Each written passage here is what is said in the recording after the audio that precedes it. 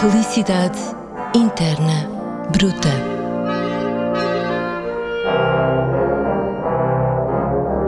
Em 1979, no filme Manhattan, talvez o primeiro em que o realizador homenageia uma cidade, Woody Allen, num célebre monólogo, faz uma lista das coisas que fazem a vida valer a pena. For me, Swedish movies, naturally. Marlon Brando, Frank Sinatra. Those incredible Apples and Pears by Cézanne. Mais de 4 décadas depois, e em tempos de guerra e peste, perguntamos a escritores, criadores, pensadores o que faz, afinal, a vida valer a pena.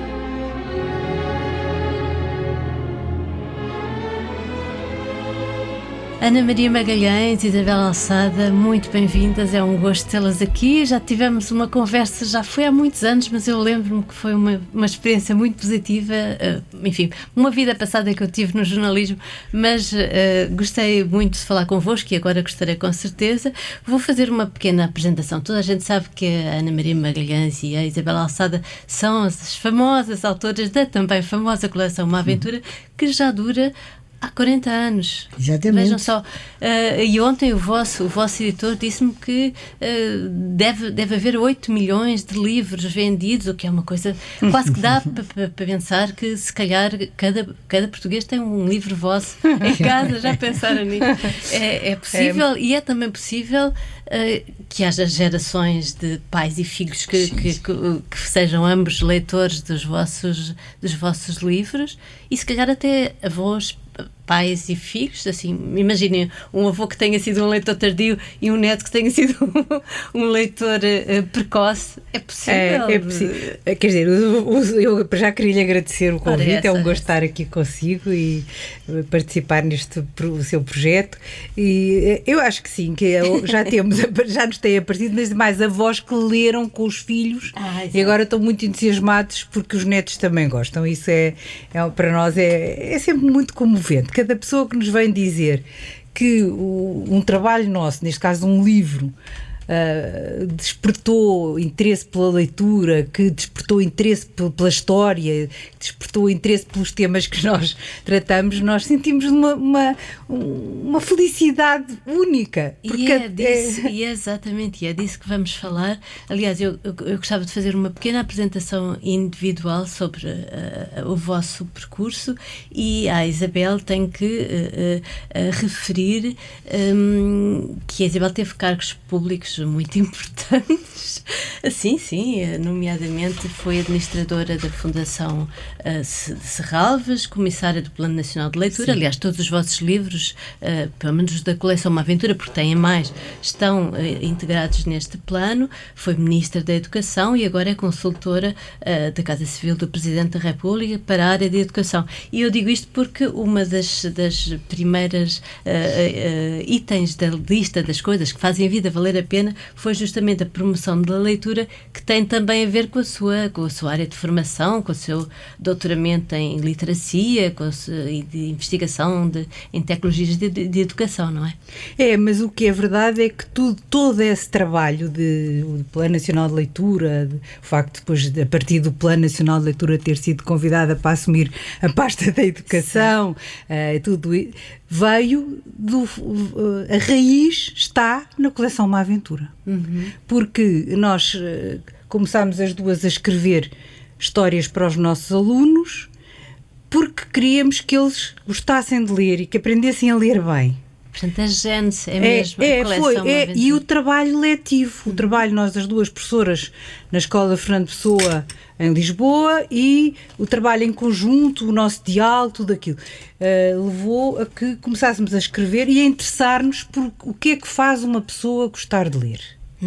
E o que é que faz uma criança gostar de ler.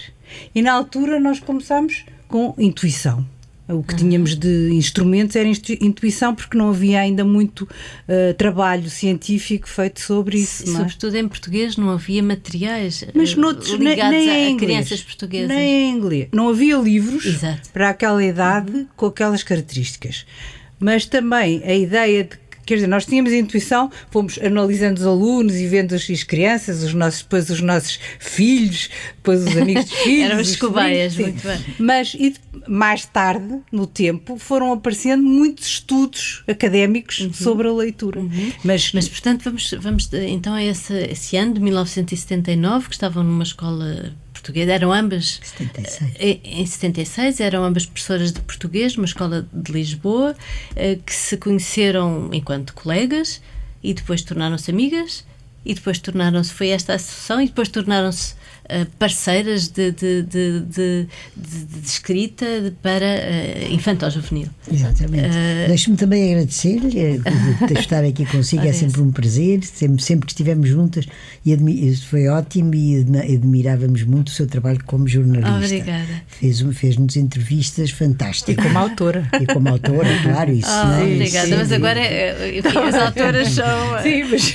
ambas aqui que estão presentes. Mas realmente o que a Isabel diz é exato, mas eu comecei por intuição e na infância, não é? Eu adorava ler, minha mãe era uma grande leitora, o meu irmão seguinte, nós éramos 5, odiava ler e, portanto, eu queria cativá-lo, não é? E, portanto, eu lembro-me, eu, por exemplo, com 10 anos, ele com 9, eu a tentar que ele gostasse de ler, para podermos, porque partilhávamos tudo, éramos muito próximos, que ele gostasse de ler, então eu tinha que descobrir entre todos os meus livros qual é que possivelmente lhe agradava.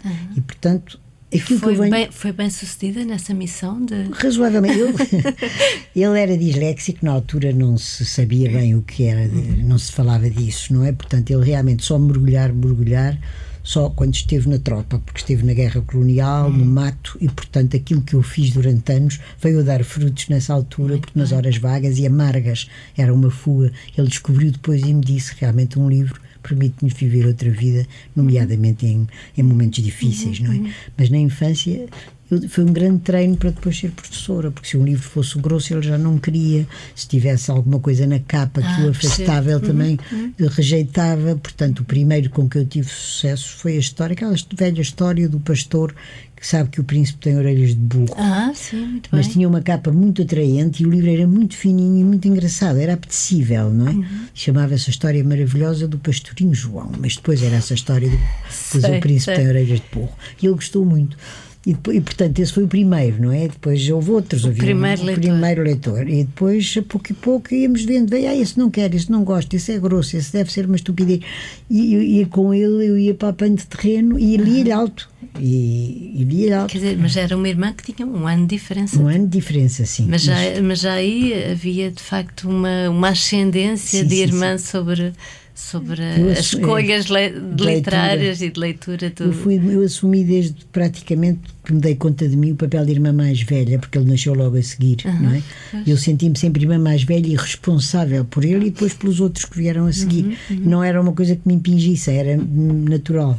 Aliás, eu tenho que falar disso, a Ana Maria Magalhães tem uma autobiografia lindíssima, maravilhosa. É muito emocionante ler essa autobiografia que fala dos tempos de infância justamente e que fala dessa família e fala dessa infância como um tesouro. Eu acho que utiliza essa expressão, não é? O tesouro que ninguém me pode roubar. Tesouro que ninguém me pode roubar, que foi uma infância privilegiada, foi uma infância de uma certa elite que nem todos poderiam usufruir dessa infância, um bocadinho aristocrática, não? Não, aristocrática de maneira nenhuma. Há realmente 2 mulheres da minha família que casaram com aristocratas, uma com o Marquês de Ponte de Lima, a irmã da minha avó, e outra com o Conde de Alpendurado, uma prima do meu pai, mas nós não somos aristocratas.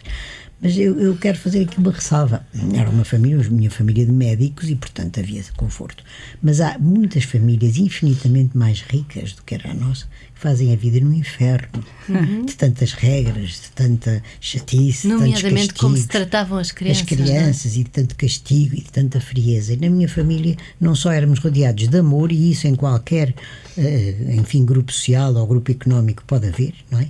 Amor, e éramos incentivados a dar asas à nossa nossa imaginação E liberdade. e muita liberdade.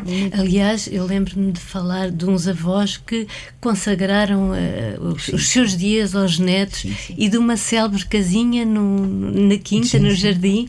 Aliás, a capa penso que é dessa quinta, não é? Sim, sim. Aliás, fizeram uma aventura passada na quinta dos avós e uma casinha que construíram para os netos brincarem. Exato. Portanto, dava-se atenção, ou dava-se importância à seriedade da brincadeira das crianças. Exatamente, nós temos uma casinha, já lá está, na quinta dos meus avós, Ainda uma casa está lá. pequenina que passou depois de nós para filhos, agora para netos, e que nós demos um nome pomposo de Castelo Tenebroso. É Ai, uma sim. casinha de boneca. Já estou a ver de onde é que vem o vosso imaginário das aventuras. Mas eu acho que eu já agora posso meter também na vida Com dela. O certeza. livro dela chama-se Tudo Tem o Seu Tempo. É realmente sim, Tudo uma Tem o Seu biografia maravilhosa. Eu também gostei muito de ler. Eu já conhecia muitas das histórias, mas não todas. Pois. E há uma que é extraordinária, que os avós dela, uma vez os netos quiseram por força ir de Lisboa para Trás-os-Montes de rolote.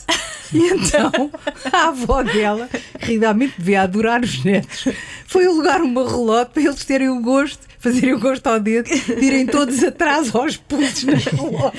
Isso é uma história encantadora, de facto. Estes meus avós faziam tudo, havia uma tia Eram os avós paternos, paternos. só tinham um filho, não é? E portanto depois os netos, eles viveram realmente para nós e mimavam-nos imenso. A minha mãe era uma grande educadora, os meus avós deseducavam-nos de facto. Eu tive uma experiência muito parecida com a da Ana em matéria de avós e de pais. Muito parecida, porque o meu pai, que era fantástico, era muito comunicativo com os mais novos, dizia: a pessoa que mais gostava de mim no mundo era a minha avó. E aquilo, eu ouvia aquilo, dizia: como é possível? A minha avó morreu muito cedo. E quando eu nasci, eu não tinha avó materna, tinha avó paterna, mas a minha avó morreu muito cedo. Mas ele dizia-me aquilo tantas vezes que houve um dia que eu pensei: eu vou ser assim. Eu vou ser esta avó. E agora aos meus netos, muitas vezes pergunto, o meu neto mais novo, ainda agora está sentado lá em casa, pergunta-me assim: ó avó, os avós todos fazem assim as vontadinhas?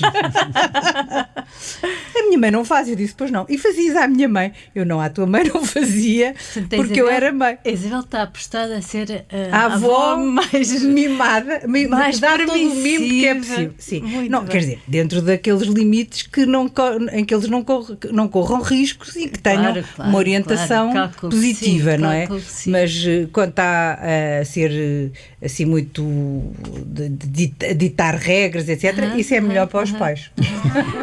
Felicidade interna bruta.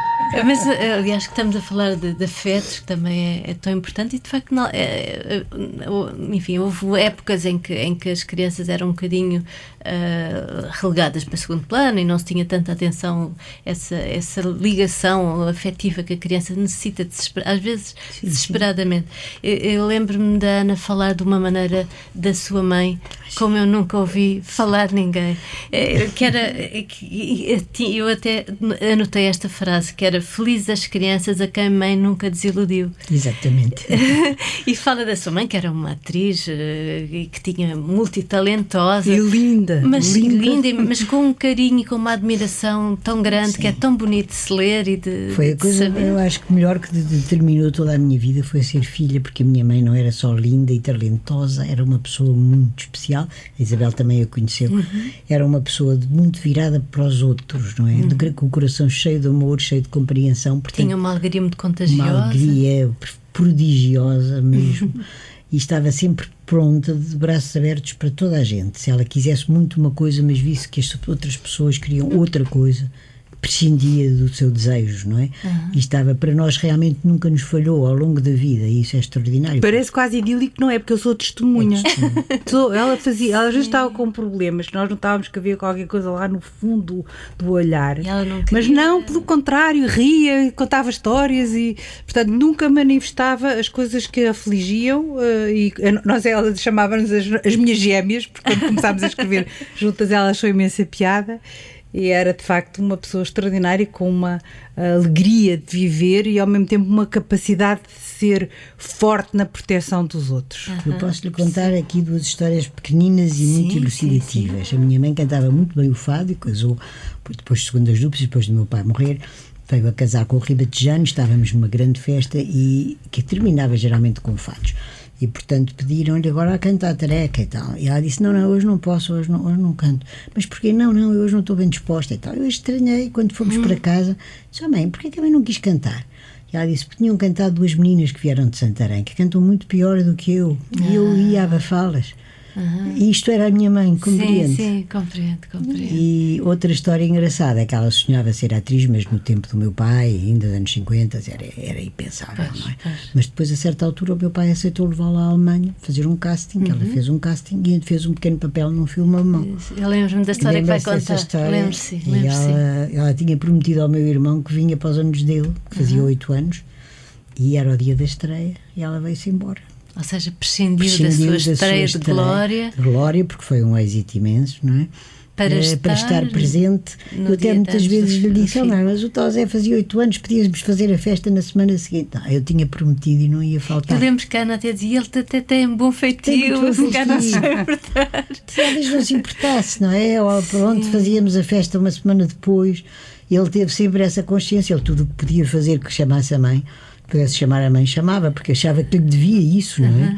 Portanto, nós tivemos muita sorte, não, sim, porque certamente por termos conforto material, mas muita sorte, mas foi por tudo o resto, não é? O amor, o carinho, a disponibilidade. Claro que sim, claro que sim.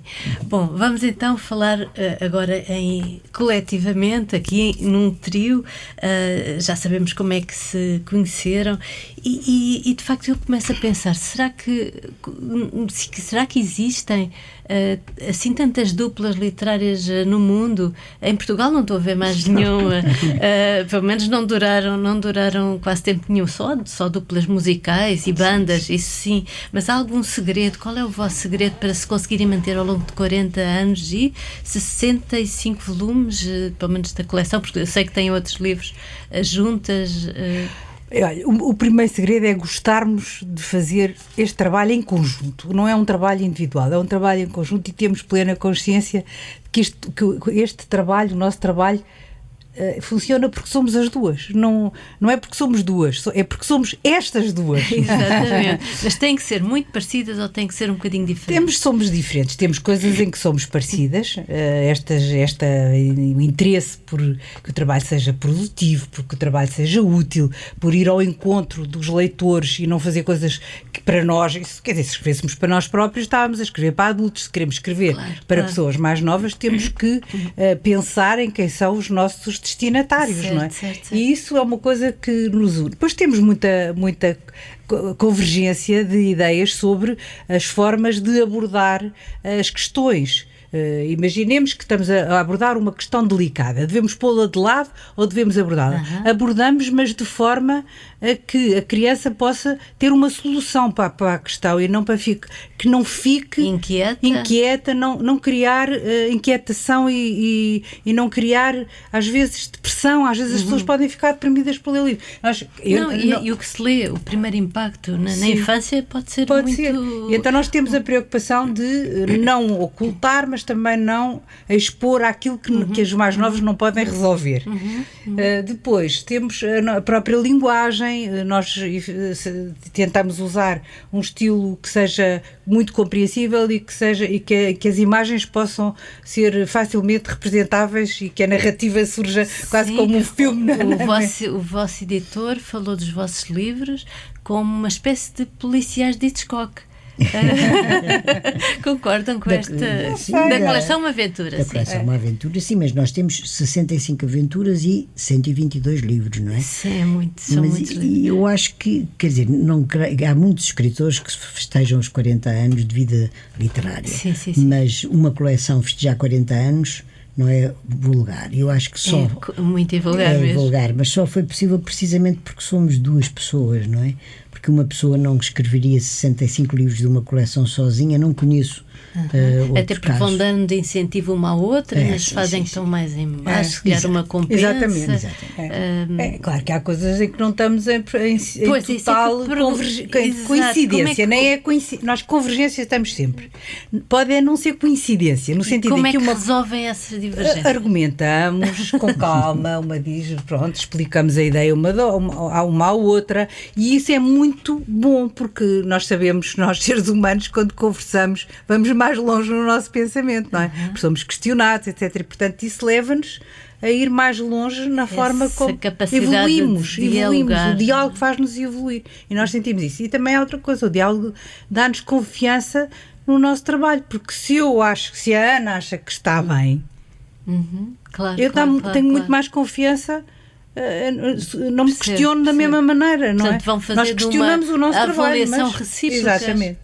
Mas pelo contrário, se a Isabel, por exemplo, achar que a minha ideia não é boa e não me conseguir convencer, eu não conseguir convencê-la, é porque consideramos metade dos leitores também não vão gostar. E, portanto tem logo ali um teste. Sim, se eu realmente não a convenço que isto é uma boa ideia, então realmente se calhar a ideia não é boa, não é? E nós queremos fazer livros e não discutir e perder tempo. É uma outra coisa que nos une, é que detestamos perder tempo. Mas ainda continua, eu já estive na vossa salinha, que é na casa da Ana Maria, na vossa mesinha, continuam com o mesmo método? Sim, com o mesmo método. No mesmo espaço, isso já se tornou... Mas agora com a pandemia também fazemos online. Pronto. Ligamos, quer dizer, ela está no espaço dela, com o computador, eu mando-lhe um convite e fazemos online também, mas é como se lá estivesse, praticamente, não é igual. Sim. Mas conseguiram, porque já saiu o 64 e o 65, uma aventura na Quinta dos Milagres, é já de 2020. Quinta dos Enigmas. Dos Enigmas. Já é... Esse vai sair em setembro. Mas de 2022, portanto já é o deste ano. E depois o que é que eu lhe ia questionar mais? Esta questão das duplas interessa-me muito, de facto, mas... Há sempre aquela ideia de que as amizades não se devem misturar com o trabalho. São ambas um exemplo de que isso não é verdade? Mas nós também temos o cuidado de não estar sempre juntas. Não nos impormos uma à outra, nem impor a outra à nossa família ou aos nossos amigos. Portanto, a Ana faz uma vida de amigos diferente da minha, não estamos sempre, não vamos aos fins de semana estar juntas, quer dizer, houve alturas em que escrevíamos mais livros e que ao fim de semana também trabalhávamos. E tinham que viajar também juntos? Isso gostamos imenso. Isso gostamos imenso, é divertidíssimo porque são viagens em que nós vamos encarnar o leitor. Vamos tentar ver com os olhos do leitor, daquele que vai, e vamos procurar elementos que sejam giros para aquela história, para aquelas idades a que nos dirigimos. Mas temos umas vidas muito diferentes. O meu grupo de amigos é do tempo da escola primária, quer dizer, eu mantenho amigos de há muitos anos, não é? É com esses que eu vejo para jantar fora ou para ir ao cinema. Agora fico com a pandemia, quase não se vê ninguém, mas durante muito tempo que vivi quase com o meu marido e os meus filhos. Mas, enfim, é um grupo que não tem nada a ver com os amigos da Isabel, que têm passo aos fins de semana em Sintra, aliás em Calamares, não é? Onde tem uma casa ótima, com outras pessoas, portanto não convivemos muito nos tempos livres, e quando é viagem não é tempo livre, é para trabalhar. Claro, não é? são viagens quase de reperagem, como dizem no cinema. Preparação irem à procura do vosso decor e à procura de pormenores, se calhar também. Muitas vezes quando vamos a um local, por exemplo, fomos à Amazónia, não conhecíamos nada da Amazónia, só que tínhamos lido e visto filmes e imagens, mas quando fomos íamos abertas a captar aquilo que fosse interessante para o... extraordinário, sim. Mas digo-lhe que a Amazónia vale muito a pena. Calculo, eu adoraria. É extraordinário. A pessoa sente-se no mundo como era no princípio do mundo, uma espécie de paraíso terrestre, não é? Pena estarem a estragar tanto aquilo. Tudo, quer dizer, o mundo inteiro se devia mobilizar para que não estraguem, porque aquilo há uma harmonia, uma energia para já, não é? Eu acordava às 5 da manhã cheia de energia, cheia de fome, e comia aqueles pequenos almoços gigantescos do Brasil, comia mais do que como aqui em qualquer almoço, cheia de fome, cheia de energia, pronta para tudo às 5 da manhã. Aquele ruído dos pássaros. É maravilhoso. Eu lembro, isso foi em África, mas não é capaz de não ser muito diferente, de me perguntarem, portanto, estava no meio da selva, não havia energia, e eu perguntava, mas como é que eu, na altura ainda não havia telemóveis, ou era uma coisa mais precária, e eu perguntava, mas como é que eu ponho um despertador para acordar cedo? E eles disseram, não vai precisar, porque a pastorada fazia um ruído tal, e era uma coisa de facto tão cheia de vida por todo lado. Eu estive na Gorongosa, em Moçambique. Foi assim o exemplo mais próximo que eu posso ter com o vosso, há de ser esse. Entretanto, também as crianças mudaram muito, não é?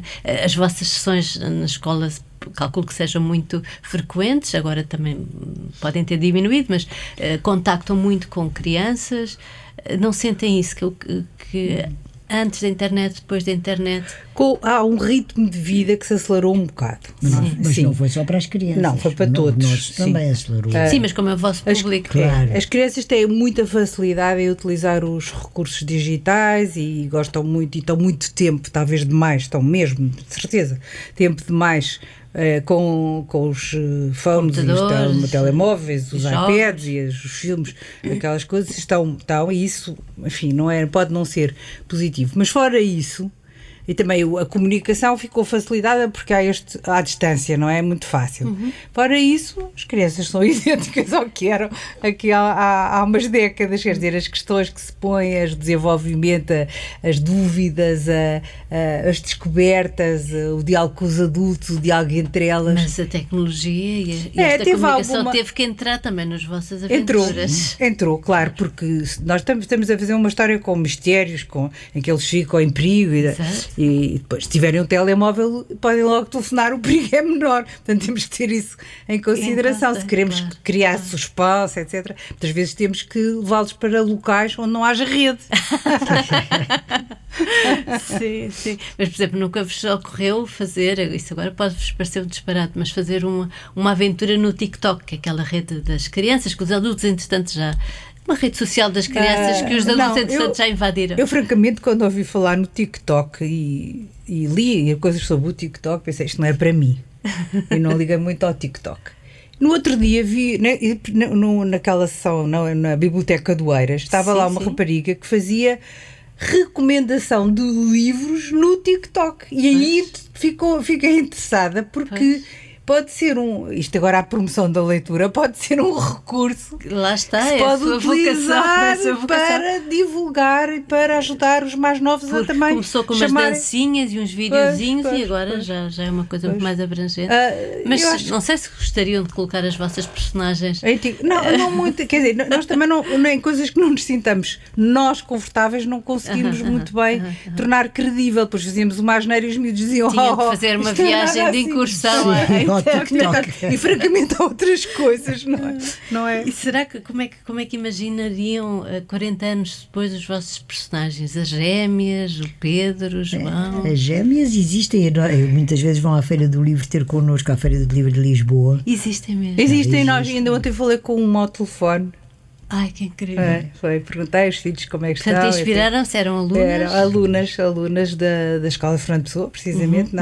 Elas não estavam na mesma turma, mas eram muito engraçadas, cheias de imaginação e muito ativas, e nós achámos que elas eram fantásticas para representar as raparigas portuguesas. Na altura, as nossas personagens do grupo central tinham que ser diferentes, porque uma das coisas que queríamos era... Cada um tinha o seu tipo, era estudioso, era um menino mais desportista. Mas isso, as pessoas às vezes dizem estereótipos, não são estereótipos. Eu tive muitos Pedros, muitos Chicos, não muitos Joões, porque o João entrou devido a ter um cão que entrou um dia na escola e pregou um susto a toda a gente, não é? E portanto era uma criança pequenino, simpática, alegre, que adorava animais. Mas o facto de haver miúdos que são o estudioso e que são sempre o estudioso, e outro que é o rapaz que só gosta de ginástica, existem as pasadas. E sabe o que é o engraçado? É que a pessoa, quando tem muita experiência de crianças, não sei se nós as duas pelo menos, nós entramos numa sala e vemos logo na cara deles. Depois podemos enganar. Percebem que é aquele mais traquina, aquele que vai começar a fazer o tipo de personalidade, perguntas, o tímido, pela atitude, pela interação, pelo olhar, pela forma como interagem com os outros. Até elas, até às crianças? Não, conseguia. Agora nesta altura já estou reformada há uns anos, mas conseguia bem. Mas eu digo nas vossas sessões de bibliotecas. Nas sessões, sim. Imenso. Sim. E até lhe digo, nós fazemos muitas sessões online. Também. Na pandemia, a nossa editora propôs às escolas se queriam continuar a fazer sessões de autor online. E abriu inscrições. Nas primeiras 2 semanas tivemos que fechar porque recebemos 100 inscrições. Pois. E portanto tivemos, durante a pandemia, nós todos Pronto, era raro o dia em que não tínhamos uma sessão, sim. às vezes 2 sessões, com escolas de todo o país, Açores. Agora, e recentemente tivemos uma sessão maravilhosa que foi com meninos chineses de Macau, da escola sim, de uma escola chinesa. Não? De uma escola chinesa, onde eles estudam português como segunda língua e tinham lido Uma Aventura em Macau e queriam conversar com as autoras. Que encantador. Foi muito comovente, sim. porque uma pessoa a ver, e o entusiasmo deles a falar. Como é que juntaram os fusos horários é que nem quero pensar. Foi, exatamente, a editora teve a ver uma hora que desse, que para eles eram 4h30 e para nós eram 8 ou 9h30 da manhã, portanto dava. Mas é engraçado porque com os chineses eu julgo que seria mais difícil percebermos à primeira olhar como sim, é que eles são enigmáticos. Distinguir os vários tipos de meninos criança, e da reação que eles podem vir a ter. Eles têm um autodomínio desde muito cedo dos gestos, dos olhares, do movimento que nós latinos não temos. Somos mais remexidos. Mas depois a conclusão foi essa, que não conseguiram... Não, nós conseguimos falar com eles. Não, conversamos, mas não percebemos. Nós estamos numa sessão online e conseguimos perceber que está ali um a querer falar lá atrás e a professora ainda não viu. Porque a nossa experiência de professoras e de perceber num grupo o que é que eles estão a sentir... É uma coisa fantástica, uma pessoa que faz isso, para nós E não sentem também às vezes quando vão às escolas que há meninos que fazem perguntas muito estereotipadas, em que as leem num papel e que às vezes vão a outra escola ou a outra turma e o facto de serem professores diferentes muda tudo. O professor pode ser fundamental numa dinâmica de grupo e até individual de uma criança. Mas às vezes os professores seguram-se com as perguntas escritas, às vezes não é porque o professor é mau ou porque os meninos são desinteressados, é porque receiam que eles entrem por perguntas demasiado íntimas e despropositadas e então seguram-se, conversam com eles antes e depois levam escrito pelo sim, pelo não, mas depois geralmente nós abrimos. Agora coisas que não estivessem pensadas e programadas, se tiverem alguma ideia podem perguntar. Porque a espontaneidade de uma criança é muito e há um truque muito bom que um professor ou uma pessoa que vai conversar com eles pode fazer, que é: agora vamos parar aqui um bocadinho, vocês vão conversar uns com os outros a pensar que perguntas é que querem fazer agora mesmo. E eles conversam durante 2 minutos, 1 minuto, e depois vêm outras perguntas já mais espontâneas, mais vindas da cabeça deles. Isso é muito engraçado. Eu no outro dia eu penso que já falei nisto aqui neste podcast do comentário do Mia Couto, em que dizia que se tem que rehumanizar as histórias contadas às crianças, porque geralmente agora quem conta as histórias são aparelhos eletrónicos, são os iPads, são os vídeos, e o contador de histórias, a mãe que tem tempo para contar uma história, o ouvir contar uma história através de um humano e não através do intermédio que é a tecnologia, é muito diferente. Portanto, e é muito mais estimulante o desenvolvimento cognitivo. Porque quando nós ouvimos uma história ou lemos uma história, temos que a reconstituir mentalmente para perceber. Isso os neurocientistas dizem muito, tem que reconstituir mentalmente. Quando nós vemos, aliás, é muito menos exigente ver um filme do que ler um livro, do ponto de vista do nosso trabalho intelectual. E isso está estudado até com medição dos influxos nervosos pelos neurocientistas. Num artigo científico é que, por exemplo, os bebés tinham uma capacidade incrível para fazer aqueles jogos de encaixe, mas depois quando eram jogos já materializáveis, não é, com aquelas caixinhas que se tem que encaixar noutras caixinhas de várias formas, já não conseguiam passar do que é o virtual para a realidade. Ou seja, tinham a capacidade para fazer aquilo de uma forma muito ágil no ecrã, com os seus dedinhos e tal, mas depois não conseguiam passar. Portanto, há qualquer coisa aqui que falha. Mas uma pessoa a contar uma história também a própria pessoa vai mostrando emoção, interesse, vai mostrando o que é que está a pensar, o que é que está a sentir, e isso cria uma relação muito gira entre o contador, entre o contador de histórias e a pessoa que ouve. E a nós próprios, quando ouvimos, não uma história, mas alguém que relata qualquer coisa, um acontecimento, alguma coisa que viu, que olhei, surge ali qualquer coisa entre as pessoas, não é? É importante. E o contador também vai acompanhando pela reação do ouvinte, se ele está a acompanhar e se está a perceber, pode reformular, é toda realmente uma interação muito mais rica e muito mais interessante do ponto de vista da assimilação da narrativa, muito mais. Aliás, falava-se muito dos bebés da pandemia, que são estes que tiveram 2 anos a ver adultos só com máscara, não é? Só na televisão é que viam, e os pais, não é?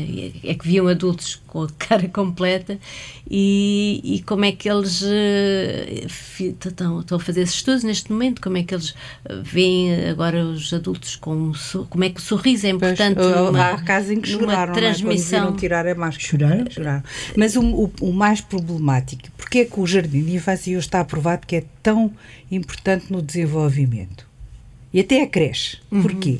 Porque se houver muita interação entre adultos e crianças, elas adquirem a linguagem, estão imersas numa linguagem muito rica, muito mais rica no caso do jardim de infância, em que os educadores estão voluntariamente a querer que seja estimulante o ambiente, não é? E então, ao adquirir a diferença entre uma criança que andou no jardim de infância e uma criança que não andou, quando chega ao primeiro ciclo, em termos de domínio de vocabulário, e não é só o vocabulário, não, mas nem a socialização é muito evidente, mas eu estou a falar da parte cognitiva.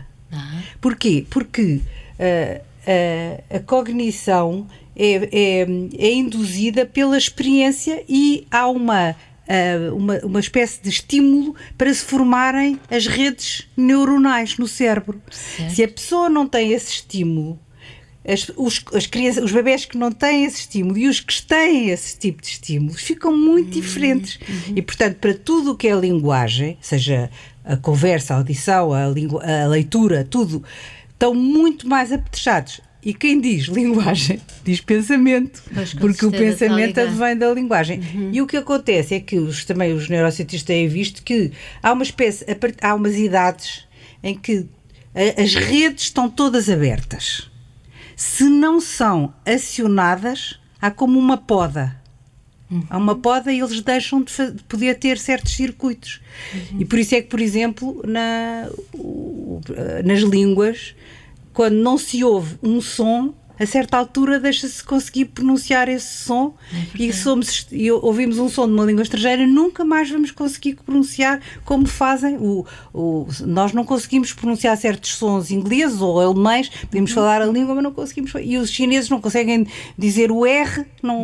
Pronto, há uma idade em que ou não tiveste essa aprendizagem, esse estímulo, ou acabou, já não se pode. E isso, se nós pensarmos o que isso significa, da importância da primeira infância e do jardim de infância, é imenso. E também as famílias mais desfavorecidas que têm menos interação com as crianças. E que chegam a teríssima casa. Exatamente. E que têm uma relação quase de funcionalidade, não é? De despachar, fazer as etapas todas para... E não conversam com o bebê, não? Sim. Em Inglaterra, quando estive a ver o que faziam para estimular a leitura, havia um programa de uma organização que é especializada nessa área, que dizia, um dos projetos era Talk to Your Baby. Até porque esta natureza é tão inteligente, quando a pessoa está a amamentar, quando a mãe está a amamentar, há um contacto visual perfeito, não é? Mas nós latinos nisso somos muito mais beneficiados, porque apesar de tudo, a interação das mães e pais latinos com os bebés é sempre muito maior do que os do Norte, nesse aspecto. Eu não fazia ideia. Porque nós que somos muito conversadores e falamos e dizemos coisinhas. Estamos sempre a falar. Eles não são mais calados, mais contidos.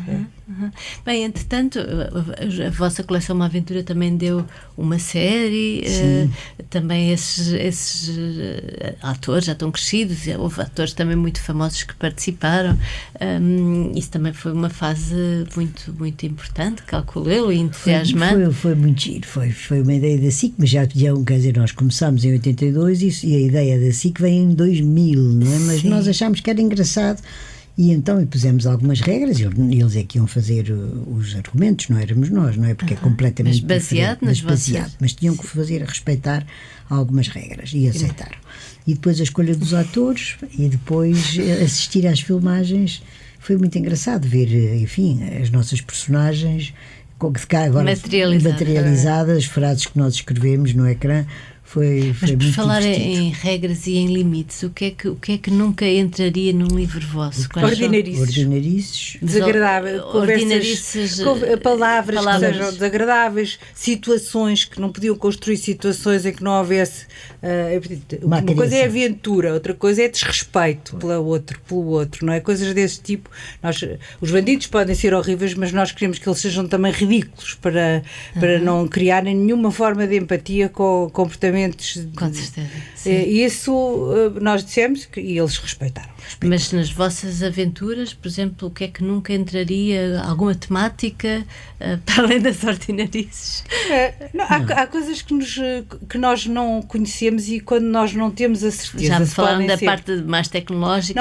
Não, mas se nós temos dúvidas quanto ao benefício que tratar um tema pode ter para o leitor, e se temos receio de que possa transformar-se num prejuízo, imagino que nós tratávamos do tema droga e havia uns que achavam giro e experimentar.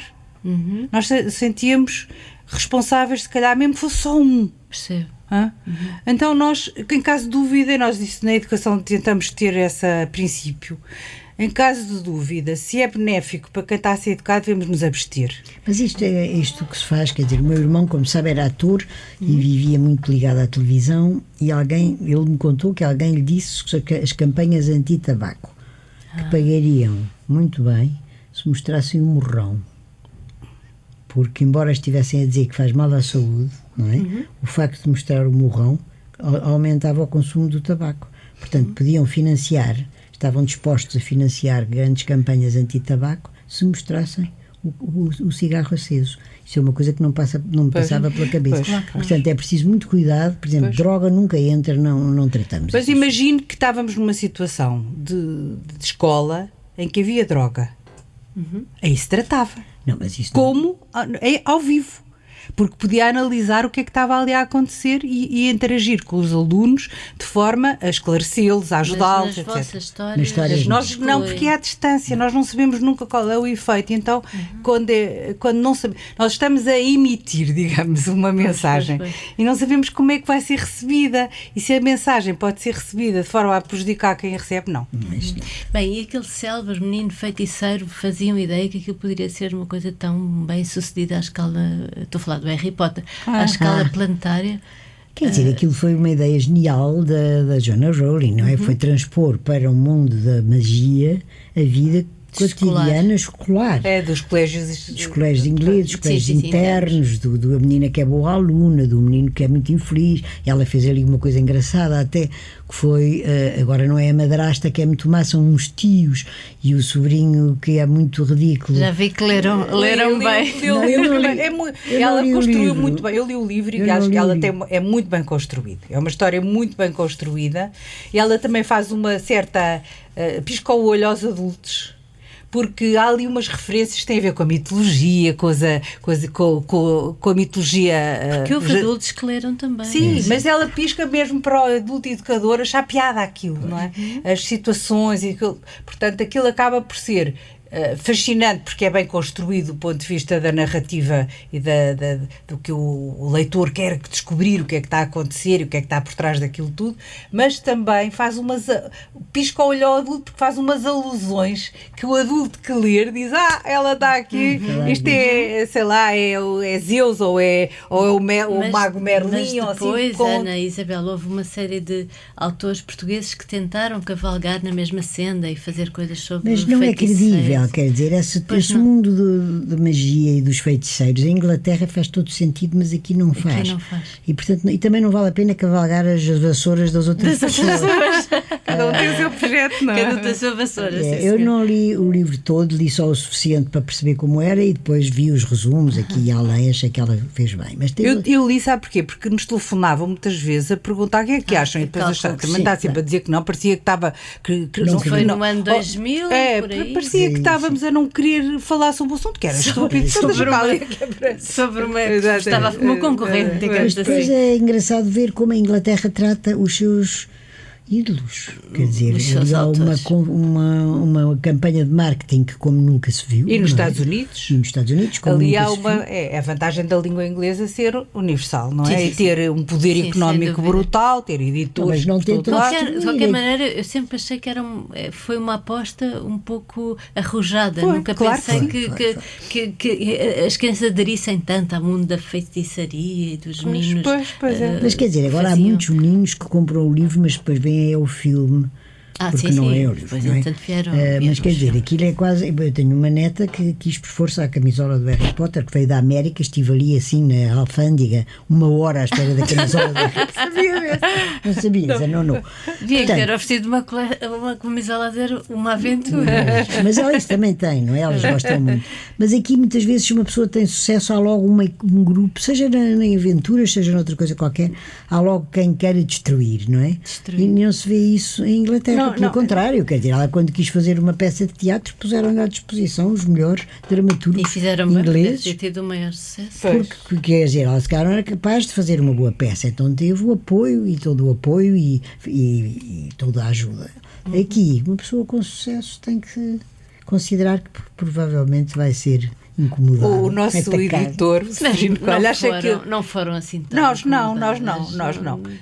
Acho que até felizmente foram não. muito acarinhadas. Fomos. Não, fomos muito Muito. acarinhadas, mas vejo muitas pessoas, quando há muito sucesso aqui ou ali, começarem logo a dizer que não é tanto assim e que no fundo não sei o quê, não é? Não é como se vê lá fora, acho. Mas, Ana, o nosso editor diz que há um problema das comunidades que são relativamente pequenas. É que há mais tendência a haver divisões em comunidades pequenas do que em comunidades muito grandes. Que é esta ideia das pessoas... Todos nos Pronto, conhecermos. exatamente. Eu não sei se nos outros países também não há. Eu acho que este tipo de sentimentos de inveja, às vezes de maldicência que surgem quando há coisas boas, não é? Acontece em todo o lado. Bem, e o meio literário também não é o mais benigno, diria eu. Enfim. Bom, vou aqui. Mas nós, ao contrário, posso dizer-lhe, nós ficamos felizes por ver o êxito alheio. Felizes. Sim, eu sei. Então, e a Ana Maria às vezes manda-me Eu gostei postais que eu imenso daquele livro, fico gostei sempre imenso. Porque sabemos, quer dizer, se a gente pensar um bocado, quanto mais pessoas houver que escrevam bem e que fomentem leitores, mais leitores haverá. E esse é sempre e esse foi é o a vosso nossa objetivo perspectiva, é a desde o nossa- início. é. Desde o início. Felicidade interna bruta. Vamos aqui à vossa lista. Eu não sei se leram a lista uma Não. da outra. Ai, não li, Eu não. tive à procura de pontos de contacto. Já disse um dos pontos, um dos itens da Isabel, que foi a promoção da leitura, que já falámos. Depois tem aqui algumas convergências. Por exemplo, a Isabel fala de olhar e mergulhar no Atlântico e a Ana Maria Magalhães é mais rio, pôr do sol numa esplanada e tal. Mas é qualquer coisa de semelhante, penso eu, não é? Ambas pensam no mar, mergulhar mais no caso da Isabel, contemplar mais no caso da Ana Maria. E depois a leitura, que está presente nas duas. A Ana Maria mais ler o que designa por bons romances e biografias. A Isabel fala também em bons romances, com bons personagens e enredos complexos, mas num estilo límpido e sem artifícios. Também fala em ler livros de história, artigos científicos que lê na Nature e na Net.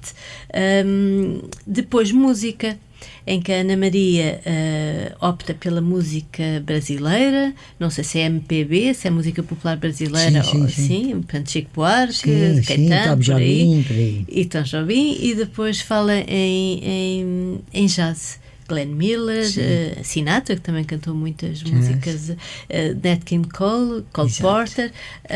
Já a Isabel está mais ligada à ópera, também ao vivo, à música clássica, e tem vários compositores, como o Handel, o Bach, o Mozart, o Beethoven, o Schubert, o Wagner, e gosta muito.